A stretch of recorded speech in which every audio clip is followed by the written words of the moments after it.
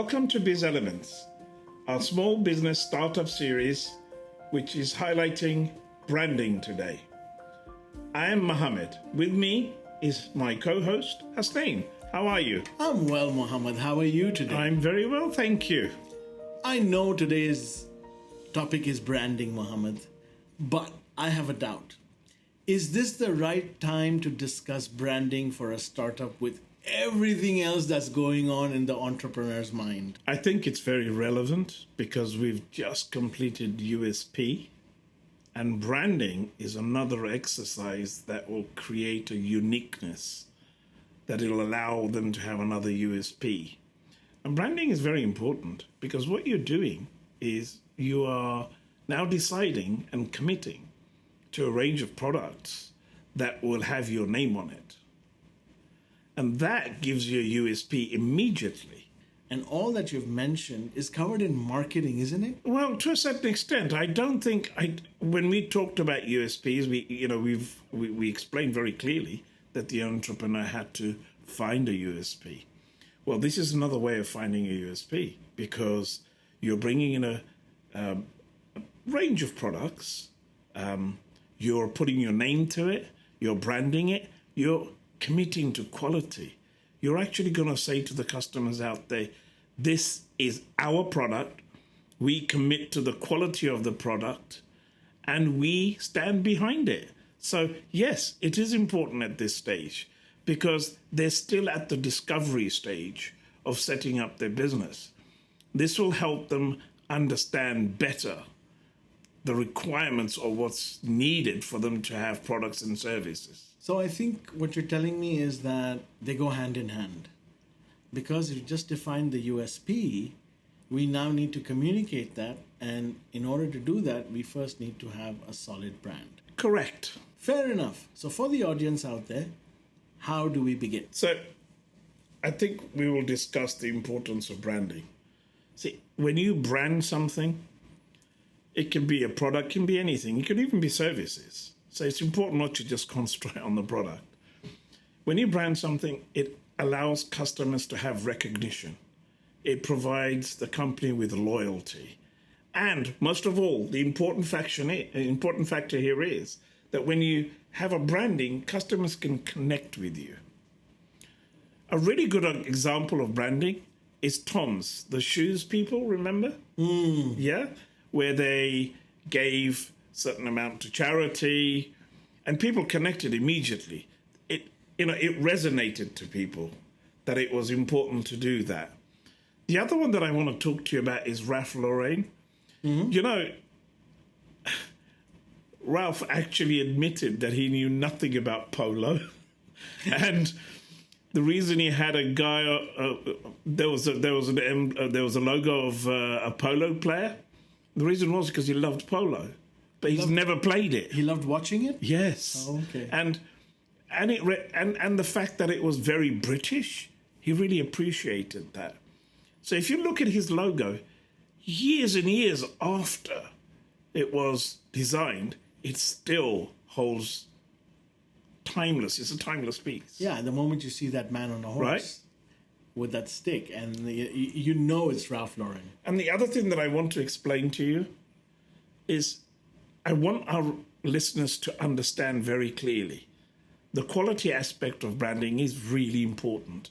They must not mess up on the quality because quality will drive continuity. Mm-hmm. And that's important. People will come back because they like the quality of your product or service that you provided. If you look at Ralph Lauren's polos, the cotton is so different. It is. You can pick up another polo next to it and you just don't feel it, Well, it's just not right. When you say another polo, you mean one of those knockoff ones? Well, clones, yes. Clones, but you can always tell. Yes. There's a big difference. Now, because of that, he's got a huge following. And I think that's a great segue into what we should discuss next, which is brand identity. Correct. Right? Because I think that's what entrepreneurs need to establish, and you're going to tell us how to do it. Well, very simply. Basically, you need to start with your mission statement, what your vision is. You also need to talk about values and personalities, right? That's right. And then encourage businesses to align their identity with customer preferences and market trends to establish a clear and distinct market position. The other thing here is, when we talk about personality, the personality aspect of it has to be quite critical. Whenever you have a brand, many a times people have maybe the chief executive or the entrepreneur themselves being the brand or the name behind the brand, right? Isn't that brand ambassadorship? It is to a certain extent, but you still see it, right? Today, Ralph Lauren was Ralph Lauren, right? His name was there. So that's what I mean by personality. It doesn't have to be, but you need to make sure that they can grapple with your brand. They can feel personal. They can feel, entitled, if you like, that, I'm wearing this. I'm proud to wear this brand. So you need to create that kind of environment and really ensure that people resonate to that. That's very interesting, Mohammed. But how does an entrepreneur who's just starting up begin that journey? Because obviously this doesn't happen overnight. No, but you see, we've done a lot of market research already. Yes. We've talked about USP. Yes. So now we're ready with all the information. We're armed with all the information ready for us to be able to go to the branding section and look at it, examine it, look at the data that's there. And if you remember, I said to you, there's primary and secondary data as well, right, that we can get. So that's important as well. So with all that information, I think branding is very possible at this stage. What I'm after is, how does a new entrepreneur get started on that journey of building a strong personality for their brand? Look, here's things at this stage. If you're really serious about what you're doing, then you really need to get some outside help, okay? Right, okay. So you need to look at marketing companies, you need to look at branding companies, because there are specific branding companies out there. Bring them in, tell them what you'd like to achieve, and then they can set it up for you. Sure. And, at the end of the day, you can work with them or work with others, no problems. You don't this is not a lonely journey. Doesn't have to be lonely. I know you have to wear many hats, but maybe this is one that you can skip. Yes, I think so, very much so. Right. Because it really requires people that have done branding as a living to be able to help you do this. So I guess this brings us to the very next topic, which is branding messaging. Correct. Right? And this is all about how you craft a compelling message so that you grab your audience and your target customers immediately. Correct.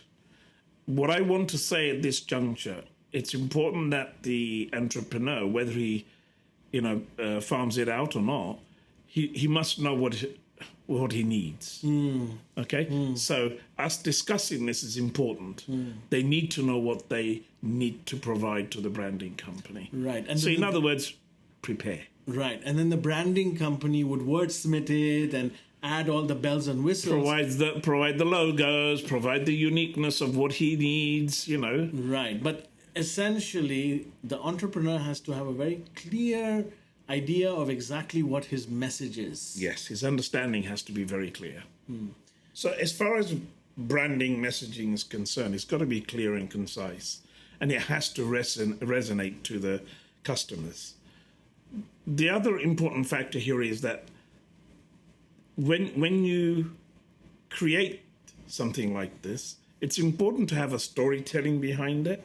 So that kind of, engages customers and make it memorable. Yeah, it's but really important. I also think it's also important that the entrepreneur has to have a very clear narrative about what he wants to say. And then, of course, put the story around it and start, making it nice. So, but I think the narrative is really important. Well, I remember having a memorable and effective branding message in my teens, when I was in the UK on the TV, we used to get a advert from a company called R. White's. They used to do drinks, and I think they were probably typifying exactly what we do as youngsters. You creep downstairs at night into the kitchen without making a noise, and you open up the fridge, and there's your R. White's lemonade. Right. Yeah. And the theme used to be R. White's lemonade drinker. It was brilliant. Right. And it used to resonate with everyone, because I remember when we used to go back to school the next day, we all used to sing it. All right. It's amazing, because I'm sure it wasn't meant to be for a young audience. I'm sure it was supposed to be for the, kind of the 20 to 30 people. But the kids were well into it. So that's really good. That's excellent branding. It is. And it also highlighted a hidden target audience. Correct. And, brand awareness is very important. And that's something that will create brand awareness in a big way. And the other thing is, how do you bring about brand awareness today? Well, there's many digital platforms, as you and I know, that can help entrepreneurs. Obviously, the social media is one. And the other one is things like content marketing, SEO, search engine optimization. And of course, don't forget the old email marketing. That never goes away. If you have a customer base, email marketing never does any harm as long as you don't flood people. Yeah. I think we can discuss this in more detail in our segment that's coming up on digital marketing. Correct. But coming back to building a brand, let me ask you a question, Mohammed. Did you identify with the R.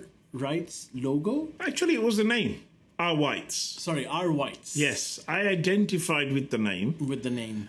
Because it was weird. And did it have a unique visual identity? Yes, it did. It did. Yes, it did. The reason for me to ask that question is that I think people also need to keep in mind that the entrepreneur needs to focus on having a very solid and unique visual identity. You could go to the supermarket and go to the shelves where the drinks are, and you could pick out R. White's. That's how good the logo was. Right. So you didn't have to scan through all the drinks. Yeah. So, yes, you're right. It's not just about a salient message or a absolutely world-beating message. It's about everything. It's got to come together. Logo, your vision, your mission statement. It's all got to come together. It's the sum of various parts that makes the brand, right? Exactly. And I think it also follows through that based on your target audience, you'd even go as far as choosing the right color palette. So if you're, for example, targeting women at the age of 25, then you want to make sure that your entire branding is focused around that. Yes, correct, because you've now picked out a segment of the market that you want to go for. So the whole thing, the whole marketing package, the whole branding has to be around that. Yeah. The other thing that I would like to also discuss and touch on very briefly is, how do you have continuity? How do you keep bringing that customer back and back and back? I want to use Dollar Shave Club as an example. They clearly made it a subscription based, right? Right. You finish with your razor, throw it. We're sending you another one. Yeah. That's continuity. I mean, that's one of the most genius ways to continue a brand. How does that link to branding? Well, the name, Dollar Shave. Right, but your business model... Cost $1. How did they brand that? So I know how they marketed it. I get the business model. Okay, so the branding was including packaging. You have to understand that, right? The packaging was a very important aspect of it. When you got it, it was sleek. You opened up and you thought, oh my God, this is worth a lot more. But it was only a shaver. Come on, people, get real. It's only a shaver with a blade. And so the branding was including the packaging. It was powerful. Their logo was outstanding. Their colors were outstanding. It was perfect. Yeah. Now, I have to be honest with you and say to you, this was not meant for females, but it was meant for males. But I understand from a lot of friends that females used to use it as well because it was really good. Fair enough. I guess my question is, because I think you made a very astute point, which was around using your branding to bring the customers back. Correct. Right? And I think for the listeners, and I think it'd be very beneficial for the listeners if we actually spelled out how they branded customer loyalty. You know, customer loyalty has to be part of customer service as well, right? So you just cannot get that unless you have outstanding customer service. Their ease of purchasing, the ease of delivery, the timing, everything was absolutely perfect. So again, I stress that it's really important to have the whole package together. You need to make sure you deliver on your promise. If you don't deliver on your promise, you have an issue. If you call their customer services with an issue, immediately they don't want to talk about anything. They'll just send you another one. No problem. And I think that's it. It's about the customer service. Absolutely. And the customer promise. And it's the ethos of the company. You know, they've said what they're going to do. They deliver what they're going to do. Exactly. And I think that's what I wanted to drive home to our audience, which was the fact that don't forget to include your USP and your promise to the customer in your branding. And that's what it was. Absolutely. So, Mohammed, do you have any examples of any brands that have done it really well? Oh, yeah. I think the recent ones, if we look at Starbucks and its personal customer experiences, what they've done is they've created an environment where you come and choose whatever you want. They mix it for you. You're waiting there. The whole experience is beautiful. And I remember when I was in New York and they had a Starbucks just outside my office next door. You just couldn't avoid going there because, first of all, it was a meeting point. Secondly, the coffee was fantastic. And the experience was really nice. And every time, the weird thing is every time you got that coffee, there was a little sheet there to give them feedback, which I thought was quite unique in those days. Now, we're talking about 20 years ago. But nevertheless, it was there. It allowed you to give feedback immediately. And they actually used to encourage in those days to say to you, you can, if you're not happy about anything, of course, let us know immediately. But if you could give us feedback, we'd really appreciate it. And then they'd, give you the details of their social sites where you can put reviews online. So that's another way of actually understanding what your customer wants. Because, all of a sudden you're asking your customer, what do you want? And tell me, how many businesses actually say that? Not many. A lot of them claim to, but they don't actually do it. And they don't act upon it, right?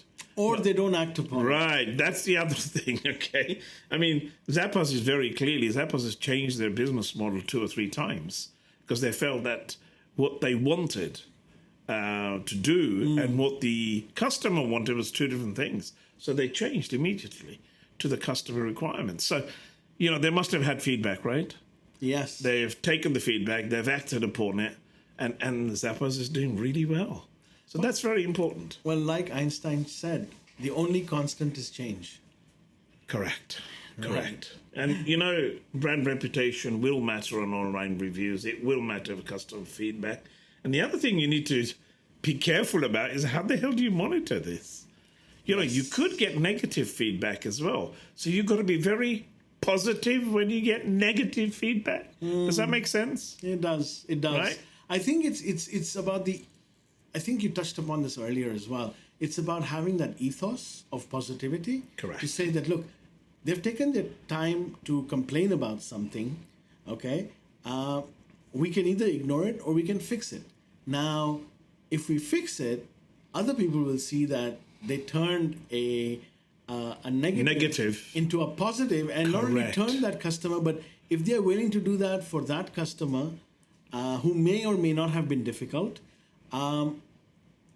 I'm happy to give my business to them because they're going to go above and beyond. So it's almost like making sure that you're sending out the message that, hey, we care about you. Correct. And, not to reiterate what you just said, but resolving customer issues is a big part of this. And try and be proactive if you can, because proactive will allow you to possibly stop the negative issue coming in. Yes. Right? I agree. And also, you're going to realize something, Mohammed, that nowadays it's far easier because the moment you receive a negative review, it's instant. Correct. It's not like the old suggestion boxes that gets opened once a week or once every Which fortnight. is what I just talked about, right? Exactly. 20 years ago. Every fortnight. And then, only to have, now what do we do about this? Or, oh, this is 2 weeks old and we haven't received another complaint like this. Do we even look at it? Well, yeah, you should. So I think entrepreneurs now have no excuse to not monitor feedback. I think one of the most important things that possibly a new entrepreneur should look at is a very proactive way of receiving messages from customers, not just by email. I think they if they have instant chat as well, it's not a bad idea, because if a customer receives their goods and they're not happy, you need to get them on instant chat somehow. Well, or at least they should have the option should they choose. That's what I meant. Yeah. So, give them the opportunity and say, we'll sort this out for you immediately. Don't bother with the phone or anything, because sometimes when you phone, it can be busy and it's annoying. Yeah. So you're already het up. You're already kind of, second guessing things which you shouldn't be. And you're not thinking nice of the company. Get on to instant messaging. It's better. Yeah. No, agreed. Right? Agreed. So that's important. And I think is. that, the entrepreneur has to be very cognizant of that. Right, Mohammed. So I think we've covered quite a bit. Could we summarize some of the stuff that we have talked about in this episode for our audience? So I'd just like to remind our entrepreneurs that a brand is an ongoing process that requires consistency. It will require customer focus and adaptation for long-term success. So finally, Mohammed, is there anything else? No. What I'd like to do is please ask our listeners to subscribe and also join us again next time. It's goodbye from Husnain, and it's goodbye from me.